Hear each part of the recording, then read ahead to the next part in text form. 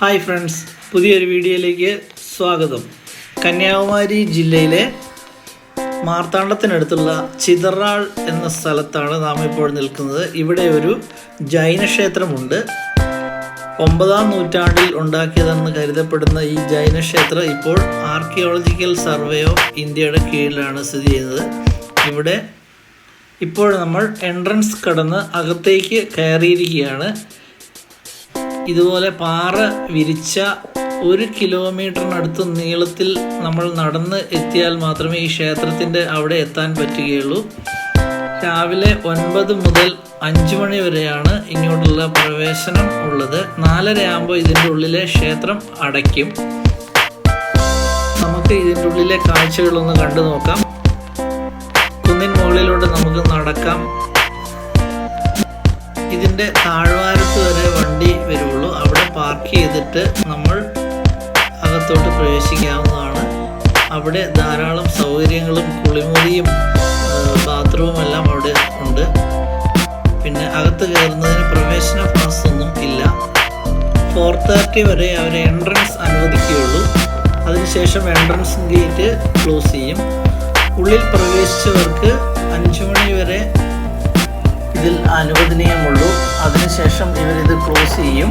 പിന്നെ ഇങ്ങോട്ട് പ്രവേശിക്കാനോ ഇവിടെ അധികം നേരം നിൽക്കാനോ പിന്നെ ആർക്കും പറ്റില്ല.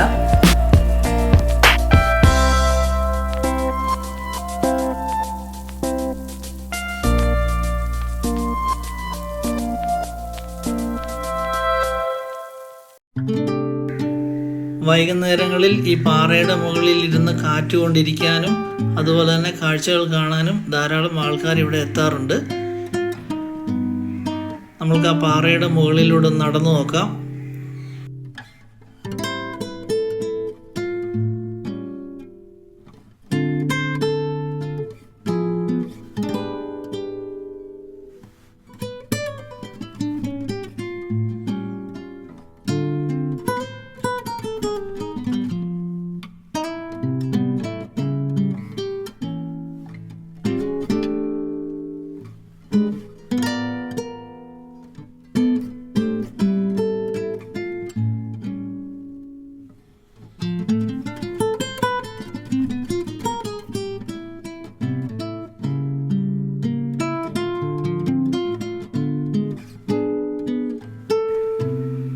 ഇനി നമുക്ക് ജൈനക്ഷേത്രത്തിൻ്റെ അങ്ങോട്ട് സ്റ്റെപ്പ് കയറി പോകാം.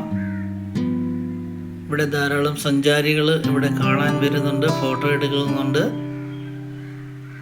ഈ സ്റ്റെപ്പ് വഴി മുകളിലോട്ട് ചെന്ന് കഴിയുമ്പോൾ ചെറിയൊരു ഗുഹ പോലെയുള്ളൊരു സ്ഥലമുണ്ട്. അതിൽ നമ്മൾ അകത്തോട്ടിറങ്ങി ചെന്നിട്ട് വേണം നമ്മൾക്ക് ക്ഷേത്രത്തിൻ്റെ അടുത്തെത്താൻ.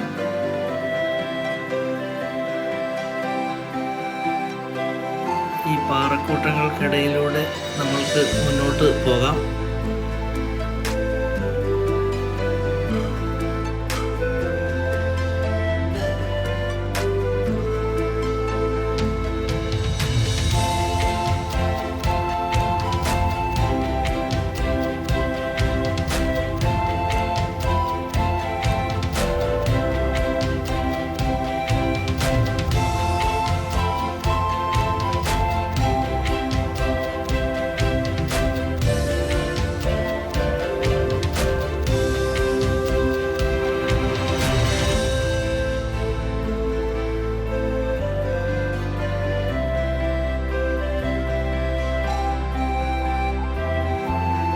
ഇവിടെ എത്തിക്കഴിഞ്ഞാൽ നമ്മൾ പുരാതന ശിലായുഗത്തിലെ പല പല നിർമ്മിതികളും കാണാൻ പറ്റുന്നതാണ്.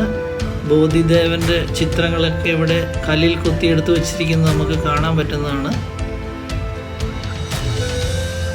ഇതാണ് ഇവിടുത്തെ ഏറ്റവും മനോഹരമായ കാഴ്ച.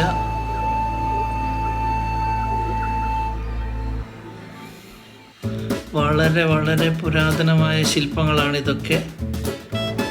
ഈ ക്ഷേത്രവും ഇതിൻ്റെ പരിസര പ്രദേശങ്ങളും വളരെ ഭംഗിയായിട്ട് ഇപ്പോഴും കാത്തു സംരക്ഷിക്കുന്നുണ്ട്.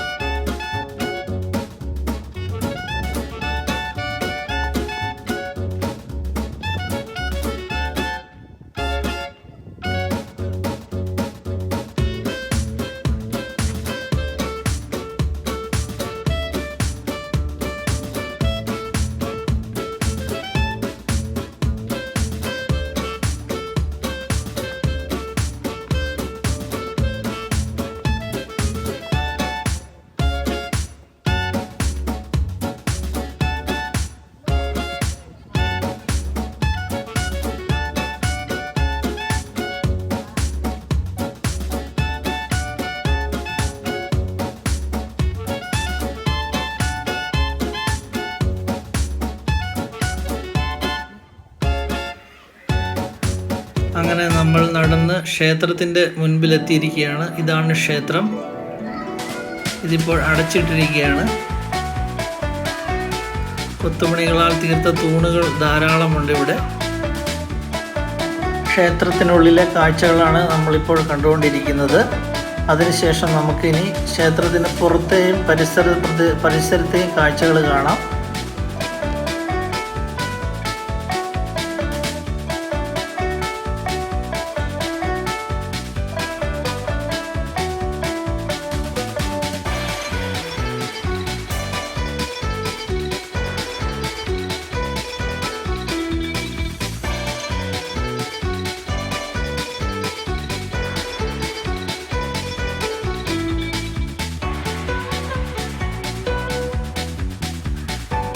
ക്ഷേത്രത്തിന് മുമ്പിൽ ഇതുപോലെ ഒരു കുളമുണ്ട്. ഈ പാറയുടെ മുകളിലും ഏത് സമയത്തും വെള്ളം കിട്ടുന്ന ഒരു ജലാശയമാണിത്. കൊടും വേനൽക്കാലത്തും ഇവിടെ വെള്ളം വറ്റിപ്പോകത്തില്ല എന്ന് പറയുന്നുണ്ട്.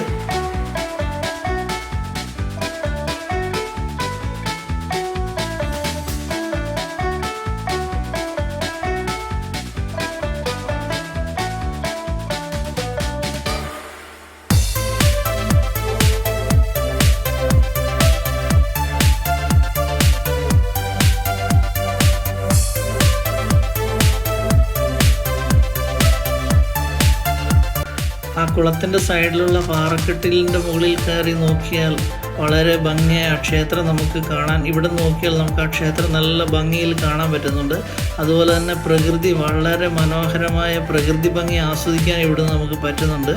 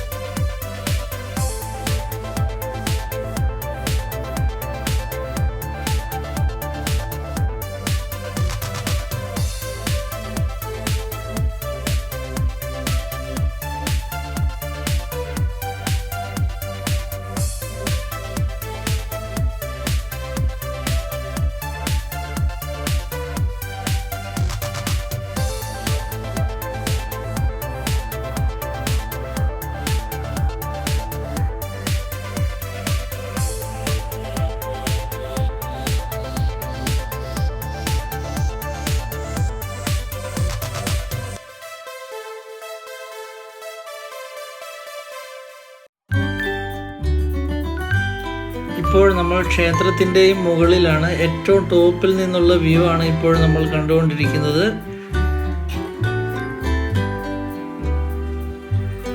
അങ്ങനെ ഈ ക്ഷേത്രത്തിന് ചുറ്റുമുള്ള കാഴ്ചകളൊക്കെ കണ്ട് ഇനി നമ്മൾക്ക് തിരിച്ചു പോകാം.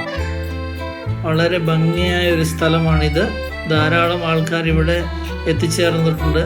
നല്ല കാറ്റുണ്ട് ഇവിടെ. അതുകൊണ്ട് പ്രകൃതി ഭംഗിയൊക്കെ ആസ്വദിച്ച് ഇവിടെ നമുക്ക് കുറേ നേരം ഇരിക്കാവുന്നതാണ്. നമ്മൾ തിരിച്ച് പോകാൻ തുടങ്ങുകയാണ്, താഴോട്ടിറങ്ങി തുടങ്ങുകയാണ്. തിരുവനന്തപുരത്ത് നിന്നും ഏകദേശം 56 കിലോമീറ്റർ ദൂരെയാണ് ഇത് സ്ഥിതി ചെയ്യുന്നത്.